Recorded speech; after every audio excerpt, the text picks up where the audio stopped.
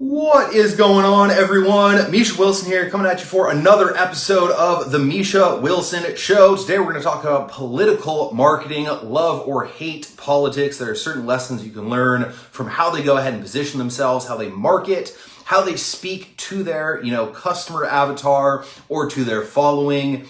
And really, once again, how they either go ahead and get elected or how they don't get elected through, of course, their marketing campaign. So with that said, today I want to take a few minutes and cover a few of the biggest, most powerful political marketing tactics that I see that are obviously being peddled kind of each, in every which direction right now in today's crazy world. Because if you're like me, you absolutely can't stand politics. You try to tune out politics as much as you possibly can.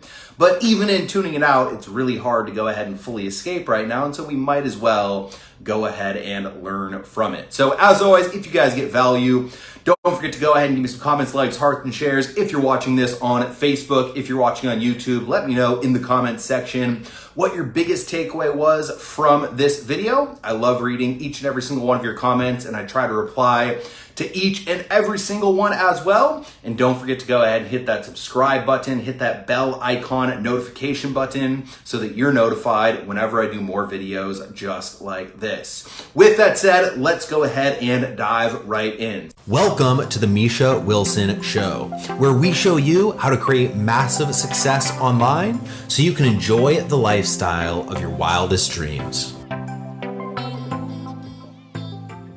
So obviously in today's world, there's so much going on politically, all right? And I won't get into all the various political movements from either side right now, but it's impossible to deny the simple fact that there's so much going on politically. We have this full-on election coming up in under a month at this point in time. Just kind of there seems to be chaos everywhere.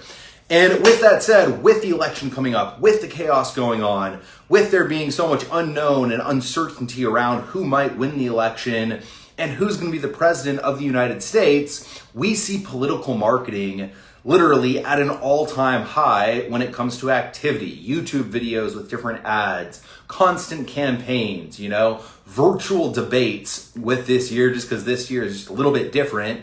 And with that said, you can notice patterns in how they go ahead and market, and you can actually use some of the various tactics, a lot of the various tactics, with some of the more powerful tactics extremely effectively for you in your own personal online business so that once again, you can make more sales. Really, if you look at it, the entire process around political marketing is about building a fan base. It's about building people who believe in your message. It's about building a tribe. It's about going ahead and differentiating and separating yourself from someone else. And kind of once again, I don't want to give the cat, let the cat out of the bag quite yet with all the various tactics, but really creating distinction between you and someone else and magnetically attracting your people, creating true fans while repelling people that stand against what you go ahead and stand against. And in that process, if you can do that with your marketing, in that process, if you can do that with your internet marketing, with your following in the online world, with the people who read your emails, who watch your videos, who hop on your webinars, and so on and so forth, if you can create true fans, then the next step for a true fan is to buy, and not just buy once, but buy over and over and over again. So all of your marketing should always be tailored to not only, once again, make that initial sale, but also create a true loyal evangelical fan when you go ahead and do, so that they'll buy over and over and over again. So the first thing that I want to talk about, and I have 3 different tips that I want to go ahead and share when it comes to political marketing. The third is by far the most powerful, and the second 2 are very closely kind of correlated. But the first thing I want to talk to is very simply the fact that a great politician, a great political marketer absolutely knows his target market, absolutely knows what their target market wants, absolutely knows what their target market doesn't want, absolutely knows what their target market, their customer avatar, their person that they're trying to convert into a fan so that that person will end up voting for them. They know exactly the hot buttons that's going to, get that person to emotionally react to something so that once again, they can get that person to emotionally reacting in a negative way towards their opponent and in a positive way towards, of course, them. So, if we're coming at this from a conservative angle, it's very clear that one of the hot buttons is just the Second Amendment, right? So if someone's on the conservative side, very oftentimes you'll hear them say, God, those damn Democrats, they're trying to take away your Second Amendment rights. They're trying to take away, your ability to carry and bear arms. And again, we're trying to empower you and give you the ability to protect yourself, to protect your family, the God-given right in the Second Amendment, so that once again, we can live as true Americans. So that's just one example of a hot button on that side.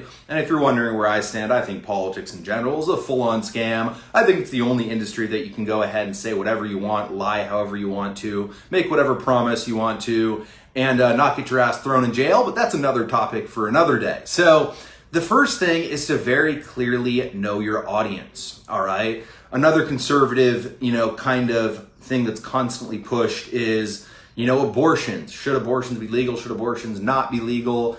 The other side says that you should be able to abort a baby, almost when the thing's born. We're killing children, etc. If you vote for me, based on your belief system and being a good person and not wanting to abort babies, I'll go ahead and put policies in place so that abortions are illegal, so that late abortions are definitely illegal, and so that overall, once again, we are a pro-life country that believes in not killing children, right? Now, whether you agree or not, you can see that not only do they push that angle, but they also make it extremely kind of graphic in the mind of the person listening, and they definitely add drama to it.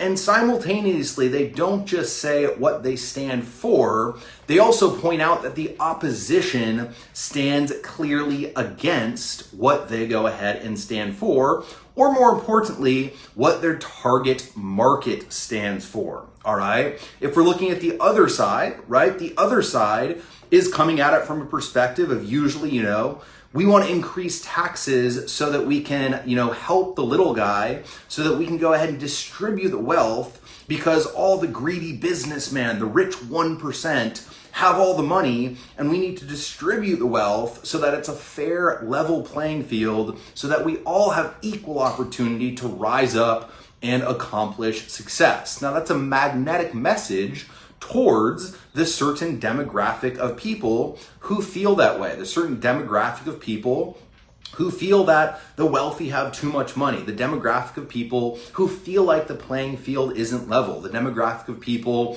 who feel like, essentially the deck is stacked against them, and no matter what they do, they can't go ahead and accomplish the success with their, once again, setup. And usually that message is intertwined with, and if you vote for me, you won't go ahead and have a greedy Republican, conservative, etc. in office who will just, make the rich richer, make the playing field more slanted, take away opportunity from you, and at the end of the day, make your life way more difficult. Now, full disclosure, a politician is never going to make your life easier. A politician is never going to put a policy in place that directly affects you. A politician is never going to impact you in any real way on either end of the spectrum. You, my friend, if you're watching this video, are the only person who's going to impact your life in a positive or a negative way. And that is one thing I truly do believe in at a core level. But with that said,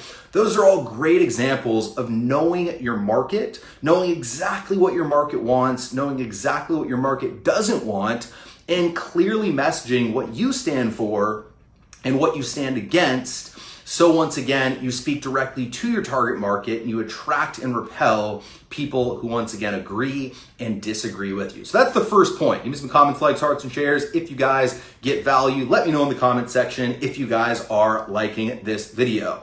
The second point that I want to talk about is the power of creating your own tribe and the power of labels and standing for something. All right. And so if you look at politics, people have a really hard time being okay with kind of being in the middle. And it's a weird thing that happens with humans. They like to be in, part of a family, in part of a tribe, in part of something at a core level.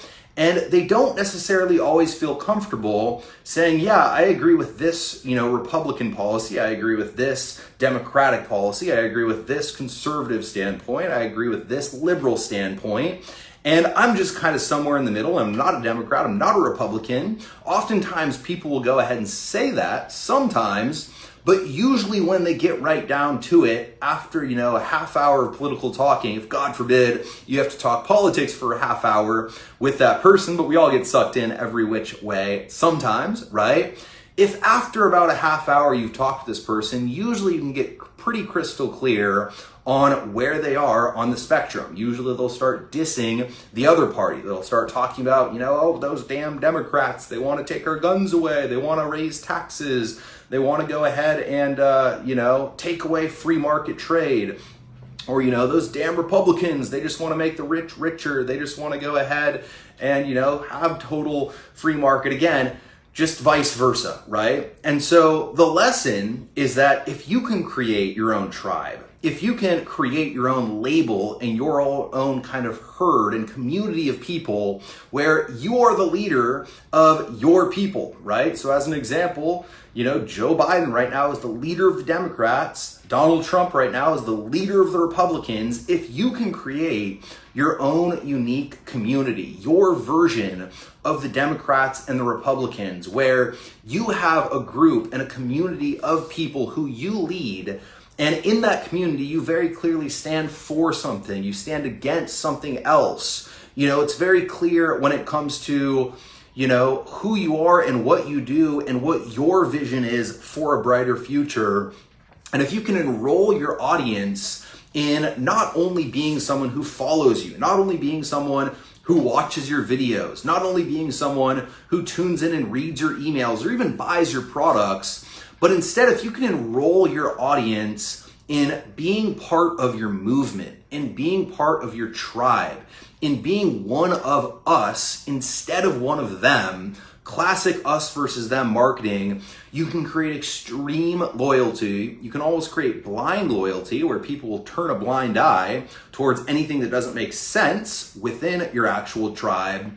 And you can create a relationship and a bond that is so much stronger than just the transaction, all right? Transactional marketing works, optimizing for conversions, optimizing for lead to sale conversions, traffic to leads, upsell conversion rates, upsell take rates, sales funnel optimization. Yes, all of it is absolutely necessary, but if within that, and in some part of your process, you can also clearly bring people into a community. And if you clearly have guidelines of who you are, who you aren't, what you stand for, what you stand against, what your vision, what your mission, what your goal and what your purpose is, and if you can enroll someone in not only the idea of, yeah, you can be successful with this thing, but you can also kind of appeal to a higher cause, right? You can change the market in a positive way. You can impact change in a positive way. You can be part of our movement, which as a result will impact change in this way. You can see the Democrats and the Republicans both do this in their messaging. Just the change is usually different based on their belief system. If you can work that into your marketing and if you can convert people into, essential loyal, tribe followers, people in your tribe, you will have a group of people who know, like, and trust, who buy over and over and over again, who attend all of your webinars, who get to all of your events, who support you in any which way that they can, because not only are they a customer, but they're part of what you stand for. They're a part of your movement. They're a part of your tribe. And at the end of the day, they're one of us and not one of them. So that's the second point. Build a tribe, build a community, stand for something, stand against something else, and then from there, invite and enroll people in and create a strong bond with that audience through, once again, all the mechanisms just discussed. And the third point, which is by far the most powerful, and this is kind of closely correlated to the second point, is the power of polarization and common enemy. So one of the things in political marketing that you will see more than just about any other form of marketing is 95% of the message, 95% of what's peddled, 95% of what the media on both sides push is not what they stand for, all right? The Democrats don't usually spend their time talking about, the fact that they stand for certain rights. The Republicans do not spend time talking about the fact that they stand for free trade. They might do it a little bit, but usually what both sides, both parties, both, media, CNN and Fox News, which are both complete and total scams in my own personal opinion, but what they both spend their time on the most is talking about what they are not and essentially talking bad about the common enemy. All right. So if you turn on Fox News at any point in time, I can guarantee you with 95% certainty and probability that when you turn on Fox News, guess what? You're going to hear something negative very quickly about the Democrats. When you turn on CNN very quickly, you're going to hear something negative about the Republicans. It's never talking in the context of we are Fox News, this is what we stand for in a positive way. This is the, change and effect we want to go ahead and create in the world. And on the same side, with CNN, on the other side, it's the exact same way. It's never, we are CNN, we are the Democrats, we want to stand for these things. It's very much the opposite in we stand against these things, those damn Republicans, those damn greedy Republicans. Look at what Donald Trump did. Look at what, whoever on the, Republican Party did that is terrible, and it's terrible in this way and it's terrible in that way, and these people are just trying to take everything from you, and these people are greedy, and these people are liars, and these people are this, and these people are that. The message is always aimed at look at those people that are not us, look at the common enemy that is not in our tribe, and scorn the common enemy because they're evil, because they're liars, because they're deceitful, and because they're wrong. And it's always about them, all right? The message is always about the common enemy. And the reason that is because the fastest way to create true, magnetic attraction with someone is not talking about what you stand for, is not talking about, what dream, vision, mission you're on. That needs to be in the actual language patterns. But in order to truly create a strong bond with someone, you need to be clear on what you stand against. Ideally, you need to be able to define what you stand against, really kind of put a name, a face and a name to that thing that you stand against. And then you want to talk bad about that thing that you stand against. You'll see this in politics, and you'll see this in sports all the time. If you want to appeal to a LeBron James fan, I always make the sports analogy, you can kind of say that, Michael Jordan's overrated, Michael Jordan played in a weak era, etc.